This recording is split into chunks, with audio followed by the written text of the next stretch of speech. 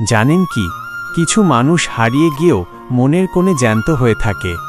আপনি কি কখনো এমন কাউকে হারিয়েছেন যাকে ছাড়া আপনার প্রতিটি নিঃশ্বাস নেওয়া এখন একটা বিলাসিতা মনে হয়?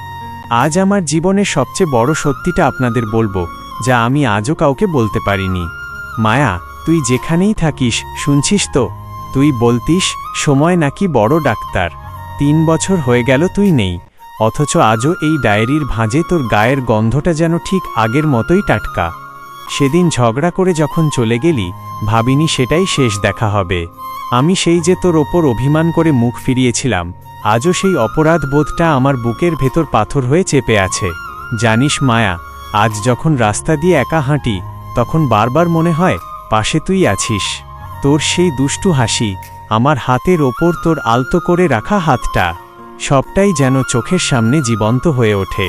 কিন্তু পরক্ষণেই যখন বাস্তবতাটা সামনে এসে দাঁড়ায়, তখন মনে হয় বেঁচে থাকাটা কত কঠিন।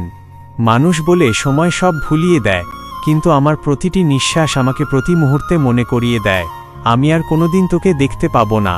তুই আমার জীবনে সেই মানুষ যে যাওয়ার সময় আমার বেঁচে থাকার পুরো মানেটাই সাথে করে নিয়ে গেছে।